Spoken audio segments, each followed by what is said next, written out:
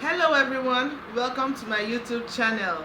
Well, today I'll be doing a get to know me video where I'll be answering some random questions I literally just found on net about myself, just letting you in on who I am as a person.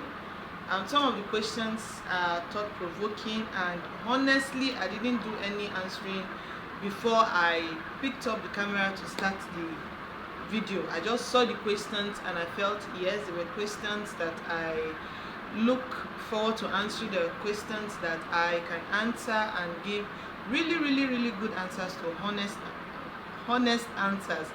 Honestly, it's okay. I'm just rambling right now. Well, I have the questions here on my system, and so I'll just open them up and start from the beginning. Yeah, from the beginning. So there are about 12 questions here, and I actually love those questions. I love them. Honestly, they are very thought-provoking questions. Not questions I would readily answer, but well, get to know me. Okay. Right, the first question here is, what is your name and where are you from? Well, my name is Maria Oluwabumi Adeniyi, and I am from Kwara State, Nigeria. Yes, Nigeria is a country in the West African part of Africa, and I am from Kwara State in the western part, southwestern part of Nigeria, Kwara State, which makes me a Yoruba girl. Question 2. What do you do for work and study? Well, presently I'm not doing any studying. I am currently working. I am a teacher. I teach grade 1 pupils at a very wonderful school here where I live. I don't live in the southwestern part of Nigeria. I live in Kaduna State, in the northern part of Nigeria, north central part of Nigeria. Yes. The next question 3. What's your favorite way to spend a relaxing Sunday afternoon? What do you think? What do you think? What do you think? You see, I like to tell my best friend that I am a country girl. Here, I don't like the busy part. Whenever I get the opportunity, because I have so many activities that I do every day. So whenever I get the opportunity, I just would rather just stay home and relax. So my Sunday afternoon will be coming back from church, feeding my children lunch and just relaxing, trying to relax. But you know how it is. I have 4 children, and so in between all of that, I try to relax and reset for the new week. Just plan my week, plan my lessons and all the works. Just set the mood for the new week. So I just like to relax. I hardly go out on Sundays except if I have an engagement I can't miss, something I cannot miss. But I just like to relax on Sunday afternoons. Now, what is the best part of your daily routine? The best part of my daily routine would be the best part of my daily routine will be observing my morning devotion, praying. Yes, I am a believer in Jesus Christ. I'm a Christian, and so the day doesn't really start until I've communicated with my Father in heaven. Yes, so the best part of my daily routine is observing my personal devotion, because that helps me daily.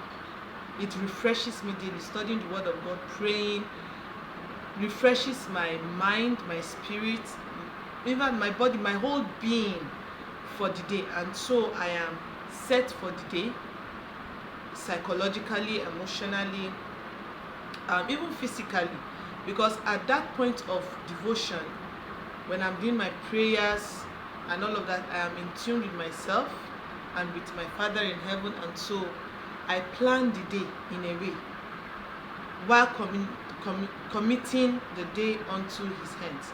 So the best part of my daily routine is observing my morning devotion. Yes. Number 5, if you could only keep 3 possessions, what would they be and why? This is a very tough question. If I could keep 3 possessions, only 3 possessions, what would they be and why? Does my family count as a possession? Because that is one part of my life I wouldn't trade. Heck, they are part of the main reason for my existence. I literally can't do with them. So if I could keep 3 things, number 1 would be my relationship with God. Number 2 will be my family. And number 3 will be my books. Yes, my books. I'm a person that likes to read. I love reading. I love studying. In fact, I just love finding and getting new information. That is me as an individual. And so if I have 3 things, only 3 things that I can keep: my relationship with God, my family, and my books. My books. Because where there is nothing else to do, I carry my books and read and just add more to my knowledge. Yes. Now, the next question: what's the most exciting thing you are looking forward to in the coming month? Ooh, child! So many things. I'm looking forward to a lot of things. Some things I cannot say because it directly involves my extended family, my immediate family and my extended family, and so I can't divulge much. But I'm looking forward to a lot of things this year. Believe me, I'm looking forward to so many things this year. Yes, I'm looking forward to so much this year. Oh God, what? So many things. We are in the 3rd term, so I'm looking forward to graduating this set of pupils that I have. I'm looking forward to a new term. I'm looking forward to creating more content. Since I've started this, I might as well just commit to it. So I'm looking forward to creating more content. I have so many ideas, and I'm just praying to God for strength to do it, for strength to just keep it going. Yes, I'm looking forward to so many things this year. Plenty content coming your way. Watch out. And that reminds me, I would just like to take this time to tell you to please like, share, and subscribe. Turn on the notification button so that when new content comes, you can be the first to get notified and get the in on my word. Yes. Now, next. If you could have a conversation with your future self, what would you ask? Plenty questions, as I have plenty plans for the future. But one that I would ask, one question that I would really ask is, did you make it? All the plans, all the dreams, all the visions, how did you get around to making it happen?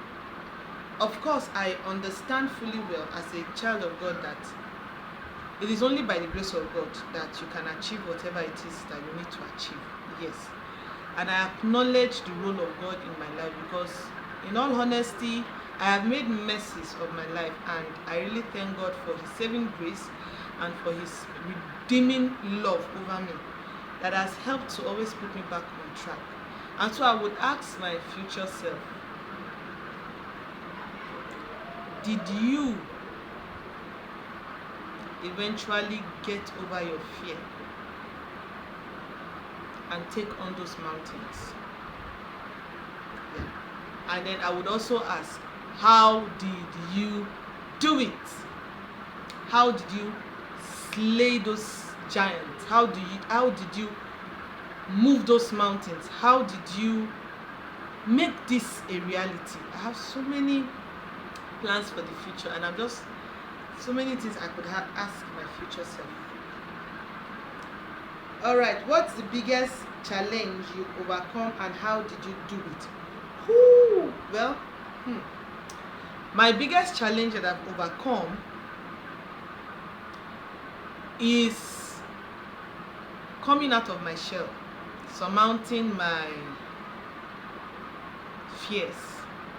I am someone that battled low self-esteem for a very, very long time in my life. For a very long time, I battled it through my teenage years, and so I did some crazy things out of low self-esteem. And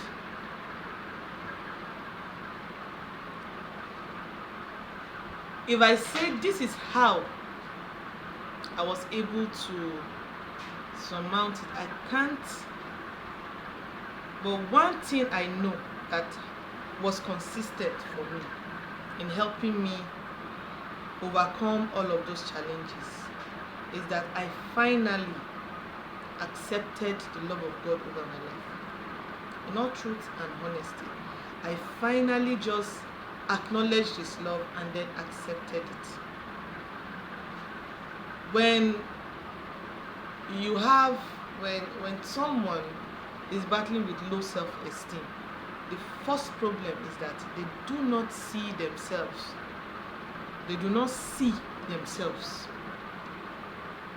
And so the way I was able to see myself as an individual was that I was able to see the love that God had for me. I prayed that God should just let me see myself through His eyes.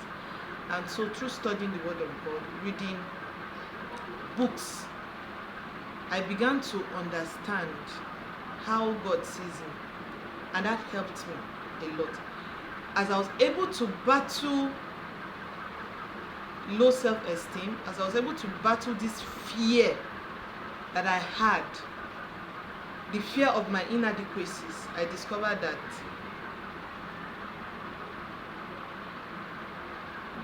from beginning of time, I don't have the strength to do the things I need to do.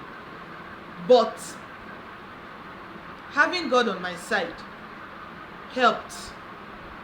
Knowing that God is in my corner, knowing that He is in my corner, helped me surmount those situations, those circumstances.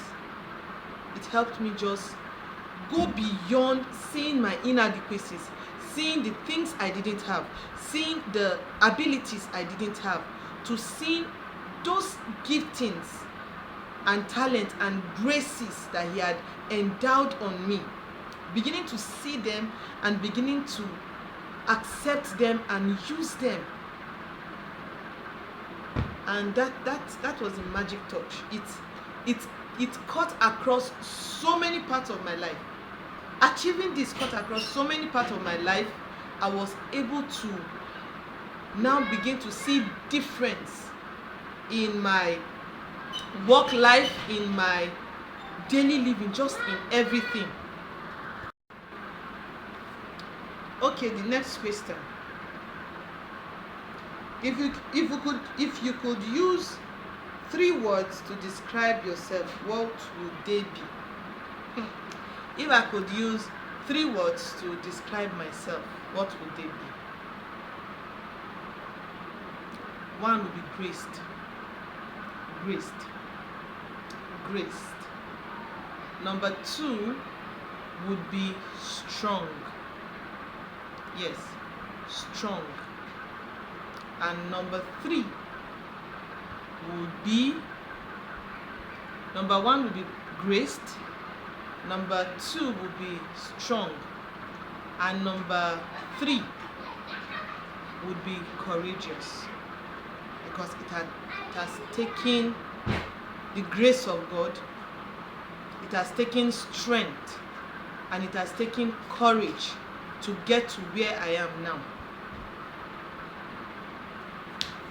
It has taken grace, it has taken strength, and it has taken courage to get to where I am now.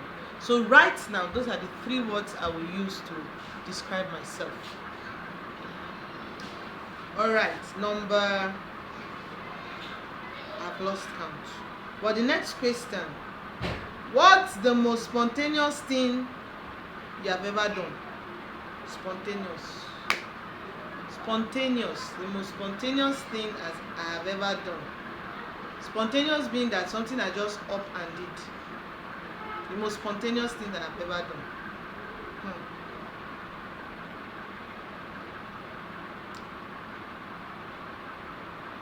That is the thing. There's no spontaneous thing I've ever done. Okay. I remember this.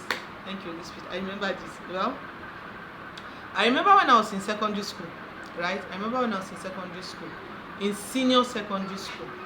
And so we were at the end where we were making the big decisions, big career decisions. Because this is when we will write our O-level exams that will determine the courses we'll study for our A-levels. And so I was facing plenty things. One, due to some security issues, the university that I put as my first choice for degree was not taking admission. And as at that time, I was confused between 3 career choices. I was thinking of studying mass communication or law or going the education line. And so I was confused. Now, bear in mind, when I was growing up, the idea of being a teacher at that time, teachers were viewed as students that have finished their degree and didn't get a job on time. And so they would do teaching as a way to make money and sustain themselves while still looking for their dream jobs. And so teaching was like the list of my choices that time. And so I was in a dilemma. And that year I wrote JAM. I'd beaten JAM, I passed well. I scored way beyond the cutoff point for all the courses I was planning to study.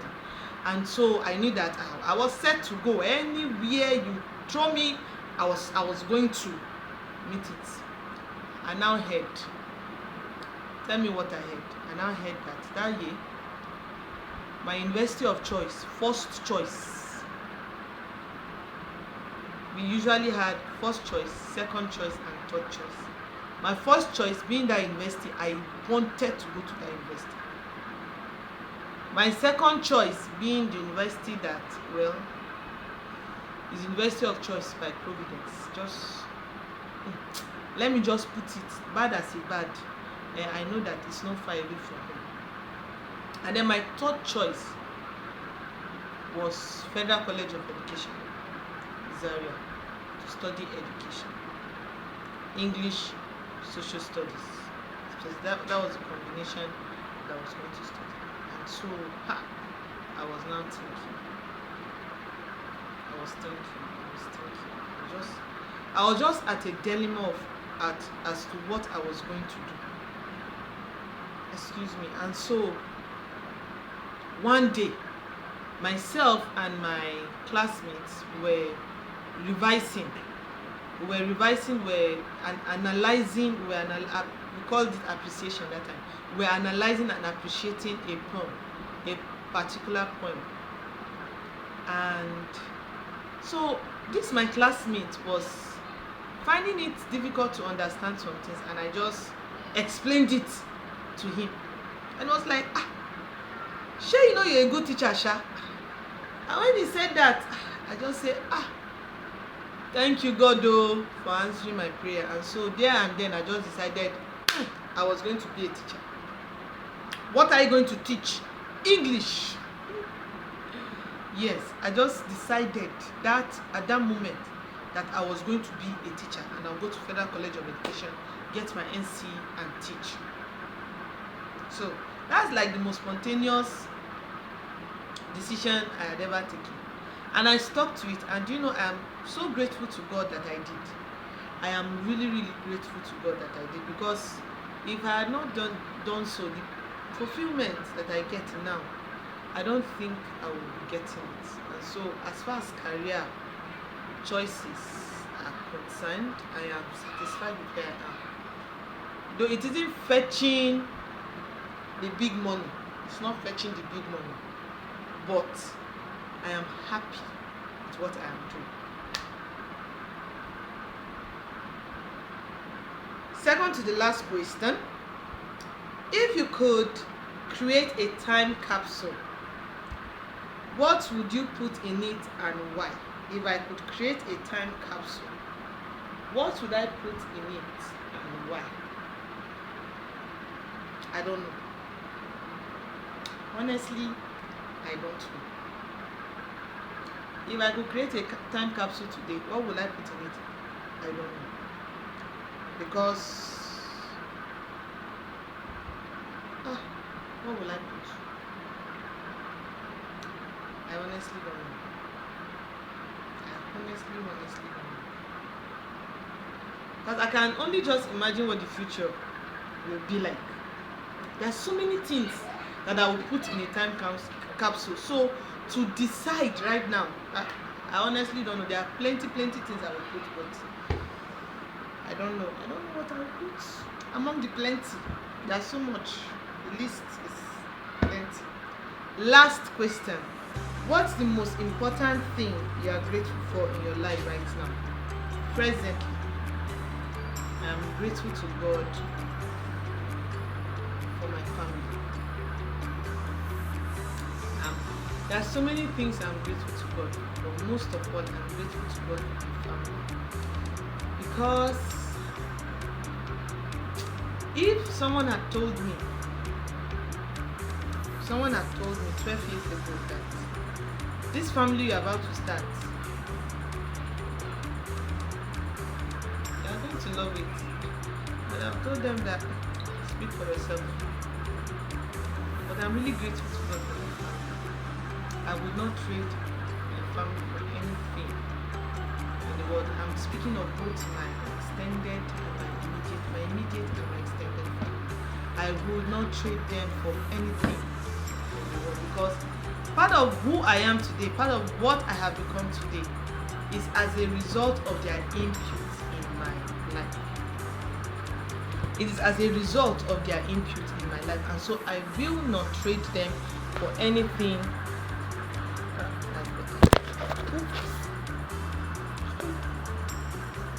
I will not trade them for anything in the world. Yes, my family. I will not trade them for anything. Right now, I'm just so grateful to God for my family, because that's the best thing. They are the best thing. They are the best thing that has happened to me. Both my immediate and my extended family. If I could choose, I'm coming back to this world, and I'm to choose which family. You see, the family I have, family by birth, family by marriage, all the family around me, I wouldn't trade them for the world, because in one way or the other, each and every one of them has made an impact in my life. And so that comes to the end of my get to know me video. I hope you have a little bit of insight as to who I am as a person, as an individual. I'll see you in the next video. Bye.